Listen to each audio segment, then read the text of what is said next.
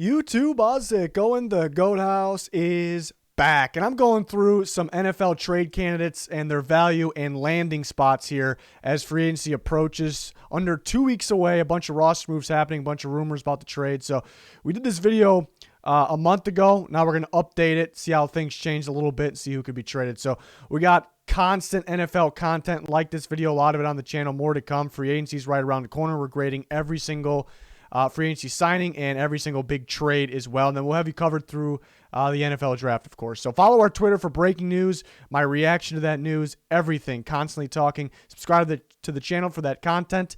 And underneath me, see walkthemock.com, the best draft simulator out there. You can have a lot of fun with that. That's where we do our member mocks. If you're going to sign up, use code GOATHOUSE.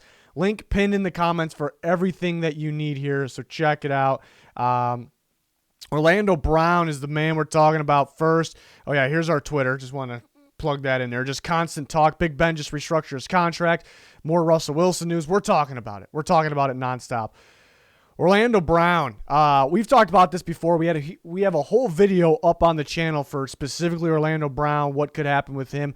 That's still very informing. I still believe in everything I said there. Nothing's really changed that much. Yeah, except the money that the Ravens could save actually has gone up, 3.38, around that range of what they could save by cutting him. So it's minor money. That's really not the issue at all with this. Gonna be interesting to see what they get for him. I think, where do you put his value? I don't know if I would trade a late first. I guess it depends on the team, but they could get a late first for him. Multiple day 2 picks definitely in play. That makes more sense to me, but the late first definitely could happen. In the trade scenarios video and landing spots video for Orlando Brown, I actually went through multiple swap deals involving swaps on a first-round pick, and I don't know if I've came up with that before. It's pretty rare for me to come up with that. We'll say that. So I feel it's a swap deal. You may think a long shot, but it makes sense with this. So maybe they could swap with the team like Washington, the Colts, Chargers. A little more of a long shot.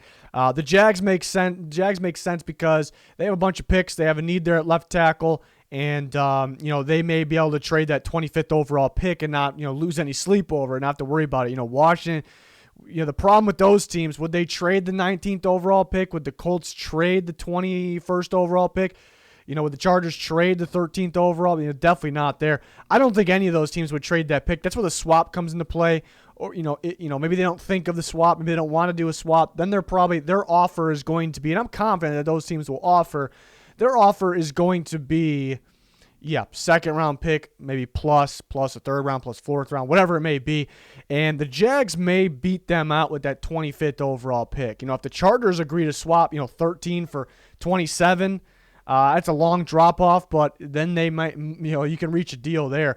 Keep in mind, Orlando Brown wants to play left tackle. So if your team needs a right tackle and you're wondering, where's my team at? Well, he doesn't want to play right tackle. That's why he's getting traded. The Ravens really don't want to trade him. Best case, he plays right tackle for them. That's what they want, but it's just not going to happen. It sounds like the trade is what's going to happen, is what it sounds like.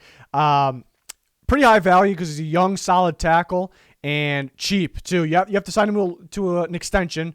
Teams aren't worried about that, though. It's rare to come across available guys like this. He's cheap for now. He's not complaining about his contract, really, so you don't have to sign him to extension right away. I guess the downside is I think he's scheme dependent. That's kind of an assumption, but I think he needs a power scheme, a lot of power blocking, a gap scheme, I should say. And, he's not going to work in the zone schemes or anything like that. So, pretty scheme dependent, possibly. So we'll see what happens with him, but definitely a guy who should be traded. Another offensive lineman, another Brown. This one, Trent Brown of the Raiders. Rumors came out, and we've kind of talked about him in the past. We kind of predicted he could come up in terms of trade talk, maybe cut talk. It sounds like he's either going to be traded or kept. They don't want to cut this valuable of a player because he's a damn good right tackle if he's healthy. Big if, but he is a damn good right tackle. I think it's tough to figure out the value. I wouldn't be completely floored or shocked if they got a second round pick out of him because, again, he's very good. It's rare to come across these guys, but at the same time, he is a little expensive. He does have injury concern, so that might make him a third round. It might even drop to a fourth round, if the Raiders get desperate. I don't think they're that desperate, though. So I'm thinking, splitting the difference there, right around a third-round pick, but keep in mind what other things that can happen. It's going to save the Raiders a whopping $14 million, so that'll definitely help, but best case scenario for them, they keep him, he stays healthy. That's the best case. I think a lot of fits. The Seahawks stand out because the Seahawks just got, if they want to hang on to Russell Wilson in general, they finally have to turn their attention to the offensive line. It's been bad for as long as I can remember. They're set at left tackle for now with Dwayne Brown. I like Damian Lewis at guard. Every other spot they could get better. I'm sure there's decent guys they have, but every other spot, they could get better. And you get a lot better at right tackle with Trent Brown. There's not too many options out there in free agency, especially when it comes to tackle. We're looking at right tackle. In terms of actual free agency, you got Taylor Moton, you got Darrell Williams, and then if DeMar Dotson wants to keep playing, but he can't finish seasons, he's probably the next guy. If you're confident, you can move a guy like Cam Robinson, but he's going to be just as expensive as this, maybe more. So it leaves Taylor Moton and Darrell Williams for what the Seahawks would want. Moton's probably going to get the franchise tag. Darrell Williams could get the franchise tag. They may have a crack at him at free agency, but that's one team trying to land one guy that other teams are going to land. So that's why it makes sense for the Seahawks and all the other teams too. The Jets, the Bengals, those two teams still trying to build off young talent. Would they go all in for a veteran guy that is expensive, some injury concern? I don't see why not, but maybe those are reasons why they don't. The Ravens, if they ship off Orlando Brown and they don't want to sit put in the draft, they don't feel like they're in a good spot in the draft where they for sure can get that right tackle of the future, and they don't really see any they like. Again, another team that might be in on Darrell Williams, so they may have to make a trade like this. And the Dolphins, if they want to put him at right tackle, obviously Robert Hunt playing guard, it's a possibility there. The Seahawks stand out the most to me. Let's see if they can make this happen. Something equivalent to a third-round pick or equivalent to a third-round pick. Possibly could take a second. Possibly could be a fourth. It's going to be interesting to see where the leverage goes here. But that's definitely a name to look out for. Next, Zach Ertz. We've known about this one. The first time we made this video a month ago, we brought up Ertz could be traded, and then the rumors started flowing out that, he's probably going to be traded. I think the value went down a little bit since it's kind of been known that the Eagles he's just going to be traded. They got to clear some space. They're almost in not really a rebuild mode, but pretty close there. They just kind of want to go with young talent. They're not going to square one, so it's not that's why I hesitate to say full-on rebuild mode because they do have talent. But he could be shipped off here and he wants an extension to wherever he goes. So it could be around a fourth-round pick, maybe less than what his talent value says. They say $4.7 million. It's not that whole bunch of money. The team taking him in will have a bit of a cap hit there. So it's got to be a team. That's why it's tough. That's why I think the Patriots and the Colts lead the way because you have to have a good amount of cap space. You don't want this to be your offseason. I worry about a team like the Seahawks. Where if they made a move like this, they wouldn't be able to get, that offensive lineman, that top-tier offensive lineman or two. They might need multiple of them. This might be not really, but basically their offseason. So that's why I kind of point towards the Patriots, the Colts. Sounds like Hunter Henry could, if he doesn't get tagged, he could test free agency, could go elsewhere. The Chargers don't want to overpay for him, so they may go for Zach Ertz. They actually might save a little bit of money going from Hunter Henry to Zach Ertz. The difference is Hunter Henry is younger. He can grow with Justin Herbert. That would be ideal, but they don't want to overspend. The Jags looking for a tight end. And, you would think they might want to go the younger route, but they're in positions of the draft to take, best player available, and that might not be tight end. They're not in a position to take a guy like Kyle Pitts. Maybe they trade up. Then there's a pretty big drop-off, but there are some solid tight ends. But for that position specifically, they may have to dive into free agency or trades, and that could mean Zach Ertz there. So some landing spots there. We'll see ends up with them. I expect him to be traded for sure. So far, most of these guys, expected to be traded. Trent Brown's either traded or kept. Allen Robinson, he's a free agent. He would have to be tagged. That tag's expected to be around $17.88 million, and then traded. Possibility. I also think it's a possibility he stays with the Bears. The Bears, that staff, the staff in general, front office, coaching staff, they're a bit they're on thin ice. So they know they got to win right now. So if they tag this guy for 1 year and pay him that money right now this year, he's part of that win now. You trade him away, you take a little bit of a step back. But if you trade him away and that means getting a quarterback, then I guess that would make sense if you're trying to win right now. So he could just play another tag with the Bears if somehow they can sign him for under 17.88 in a per year basis. They're probably fine with that as well. So I think, but he could be traded still because they may not maybe they can't, or maybe they're not willing to pay that money, so they trade him, get picks. It's obviously a possibility. And the value, they could get a second-round pick out of him or kind of equal that, third-round pick plus a day 3 pick, whether it's a 5th-round pick maybe. Maybe that's a little more likely because there's not too many teams that are going to want to trade for a receiver and then pay him big money, and the Bears could be in a situation. That's the thing. That's why I'm kind of changing my mind a little bit on this, where they could get that second-round pick, is because before it felt like they weren't going to reach a deal. Was Allen Robinson going to sign the franchise tag? Were they going to be in a position they have to trade him? I don't know if they're going to be in that, but they could be. But I think he can play under that tag. I don't see 17.88. I don't see why not. So if they do decide to trade him, it's not like they're desperate. Maybe if they have a quarterback lined up and they need that cap space, yeah. There's a couple different things in play here. They could get that second-round pick for him. That'd be a win for the Bears, I think, in my opinion. Having Allen Robinson's also a win because he's a fantastic receiver. So it depends on what their team's looking like. If we see this roster, what their quarterback situation is, and we look at them and like, okay, this team's not going to win a Super Bowl, then you prefer the pick, whatever it is, as long as it's not low ball. The tag, I told you what that's projected at, so they wouldn't clear 17.88 from where they're at now, of course. They would tag him. They would be hit with 17.88, trade him, then that's cleared. So they're coming back at square one, but you get picks out of it. Jets will be interested. Washington football team will be interested. Patriots, Dolphins, Colts. Question with the Colts is, do they want to trade more picks? They haven't really been big in free agency. They've traded for DeForest Buckner last year. They trade for Carson Wentz this year. So they're more of a trade for veteran pieces because they're trying to win now. So that says, that the Colts make sense. Do they want to trade even more picks right now, though? That's kind of the question. So those other teams make sense. Sounds like the Ravens don't want to spend huge on a receiver, and then given they would have to trade for him, maybe Allen Robinson hits free agency. Maybe they won't have to trade for him. But either way, it sounds like the Ravens unlikely when one point we thought maybe it was a shot. So those are the teams that make sense to me for Allen Robinson. Definitely an interesting situation. It's kind of, the tag period's going to end. It's not too far away, so we'll see what happens there. Definitely interesting. We'll be talking about that.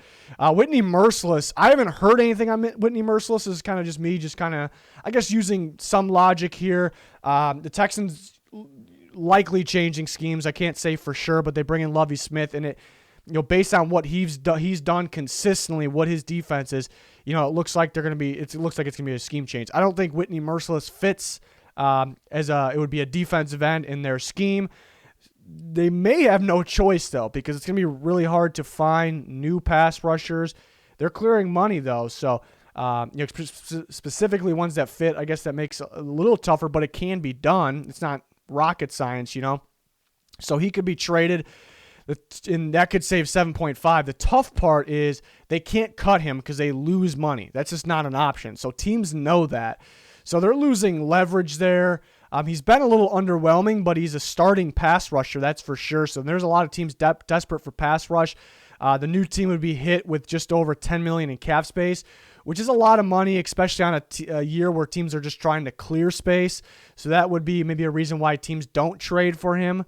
But that's also cheaper than, you look at kind of the mid-range pass rushers, maybe a little higher than mid-range. Carl Lawson, Trey Hendrickson, Matthew Judon, they're a little higher than the mid-range free agents. They're going to cost more than that $10 million or so cap hit you're going to get Whitney Merciless. So it might be a better option. You actually could end up saving money if it's a team for sure looking for a pass rusher. Look at the Jets. I think you'd fit their new scheme. The Chargers, he definitely fits them. They may go for like a Leonard Floyd or Bud Dupree, perhaps. The Ravens, if they let Yannick Ngakoue walk, they could be interested in, a Bud Dupree. They would definitely be interested in Shaq Barrett. Too expensive, probably going back to the Bucks. Bud Dupree might be a little expensive. So then, Hassan Reddick, Leonard Floyd, those guys would fit the Ravens.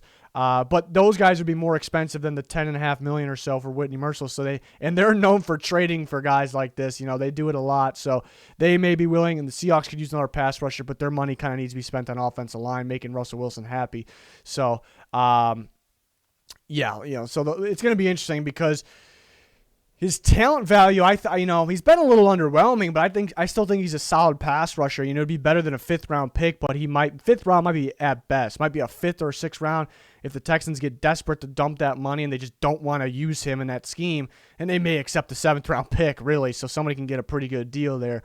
But again, you're paying a decent amount of money for him, so we'll see. Definitely a guy to watch out for. Again, haven't heard anything on that, but they're going to try. I believe that. We'll see. Some quarterbacks now. Marcus Mariota.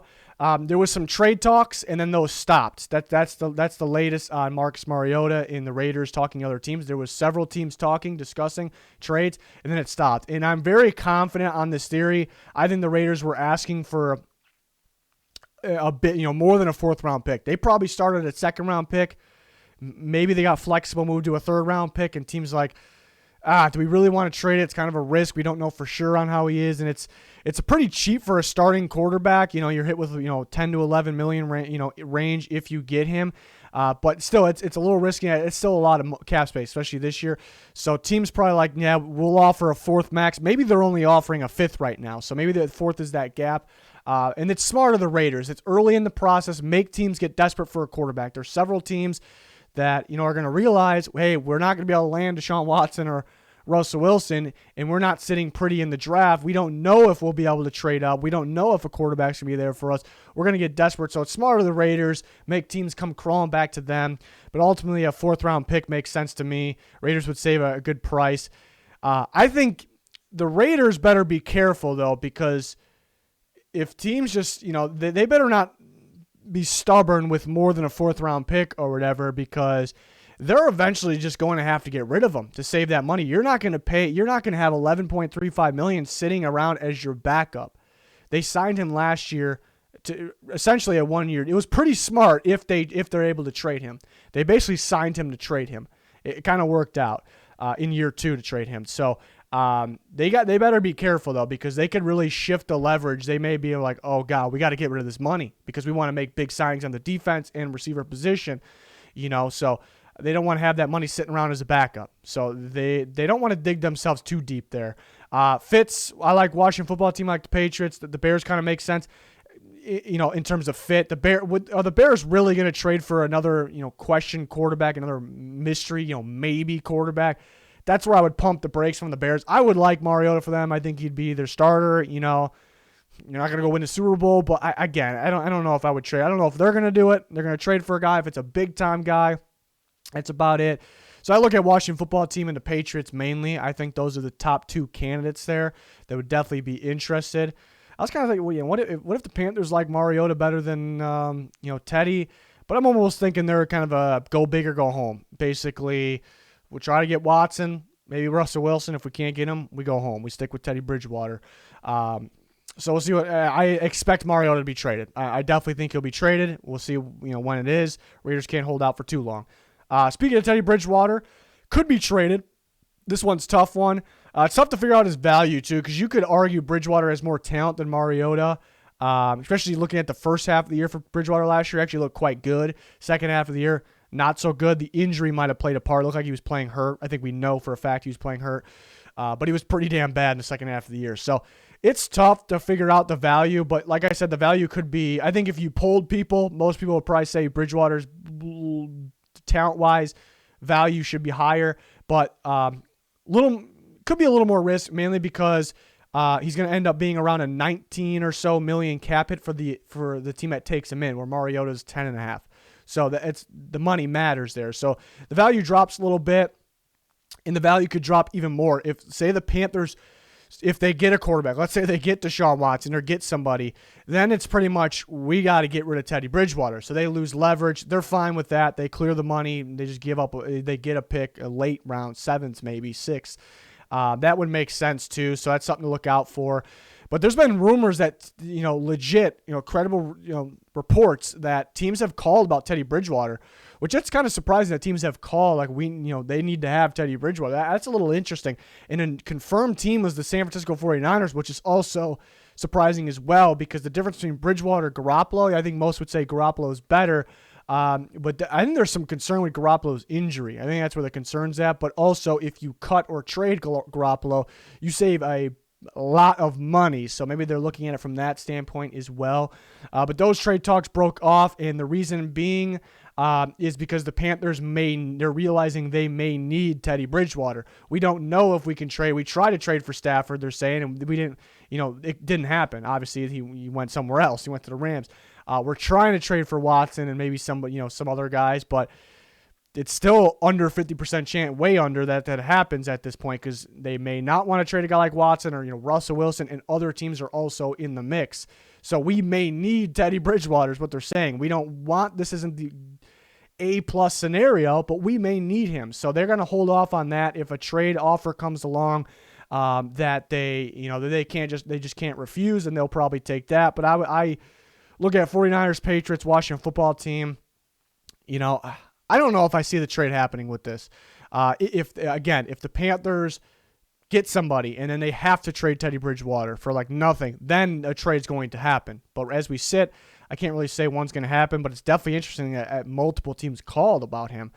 Next, we got Sam Darnold.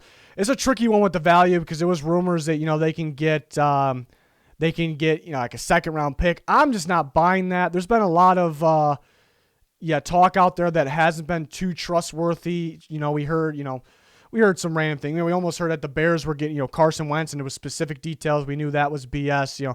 J.J. Watt was going to play for a cheap deal, end up taking the most money. So I'm kind of thinking the Darnold news that, rumors that he could actually go for a second-round pick, maybe plus. I'm not buying it because I don't know how you can turn on the tape and watch him.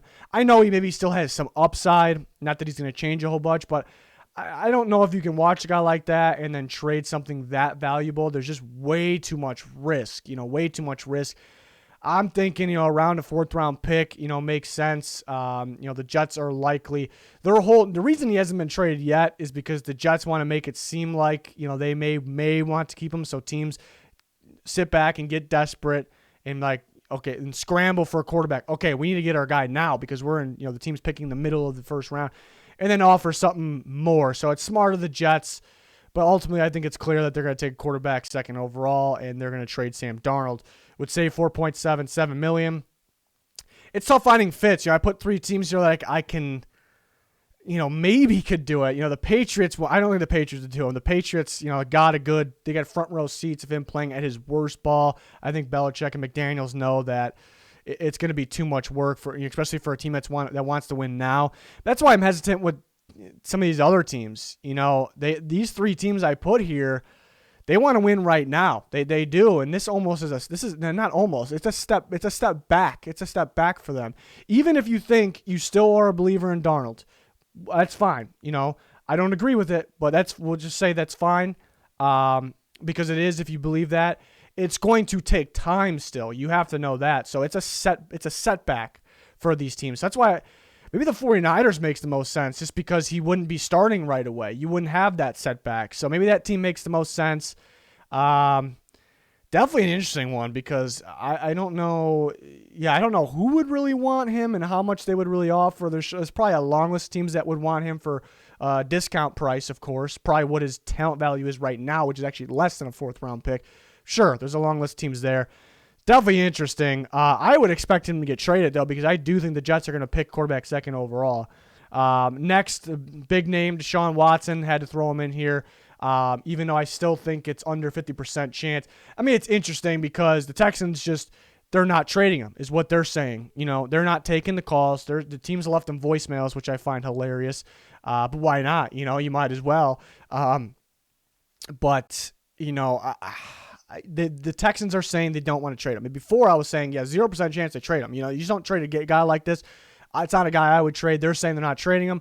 And now things are coming out that Watson's, I'm not going to play. I'm going to sit out. But then he would take fines at the same time. And he met with his coach, Culley, and he's like, I'm not playing for you. So that increases the chances a bit. And, as people are saying, it's time. They got to start taking offers. But the Texans are clearing space to make the Houston more appealing team for Deshaun Watson. So he's still in their plans.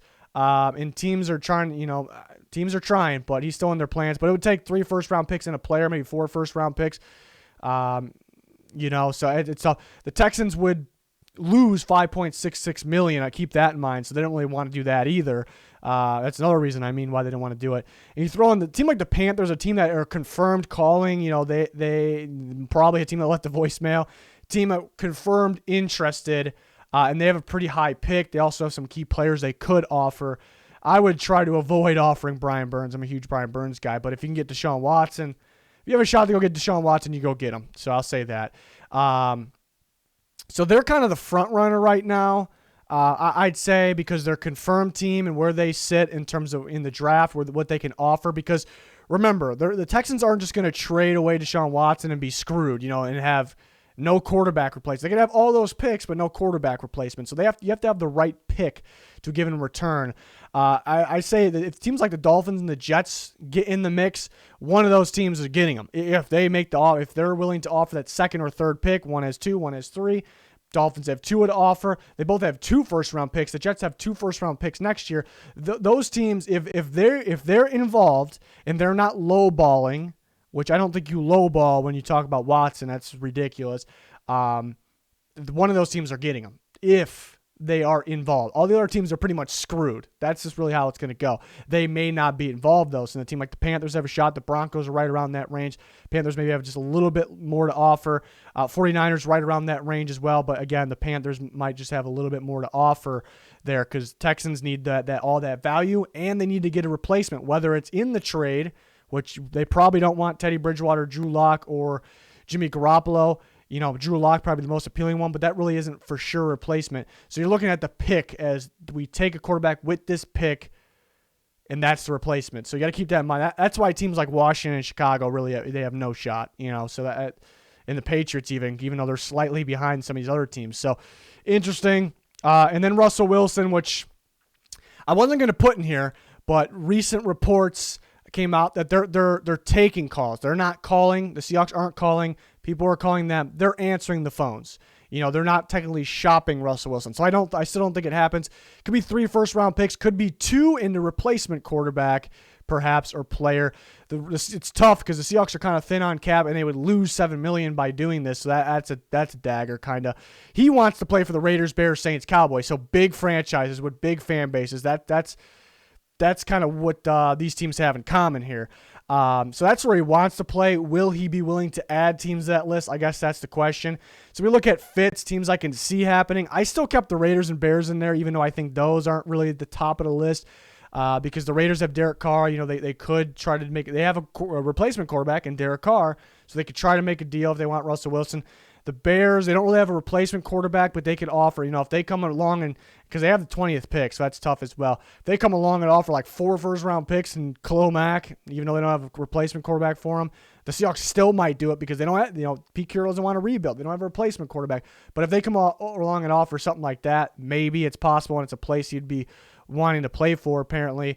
Then you throw the Dolphins, Panthers, Broncos, Patriots in the mix because those teams could be making offers. And those are, I think, appealing franchises where maybe he's like, all right, I would play for those teams. But right now, it's just only those other 4. So I don't think he gets traded. A lot of these guys I talked about, like I mentioned at the time, I think they get traded eventually.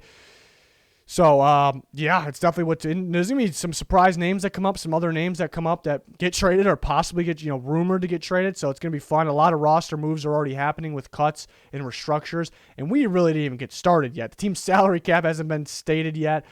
It's going to be crazy. It's probably going to be one of the wildest off seasons ever. So, we're going to have you covered for that first on our Twitter, so make sure you follow that. It's a must follow. And then we'll have you covered with everything here on the channel. So follow that Twitter, subscribe to the channel, smash the like button, turn notifications on so you don't miss a thing. Any link that you need will be pinned in the comments there, so check it out. But that is going to do it for this one. Thank you for watching. Goodbye.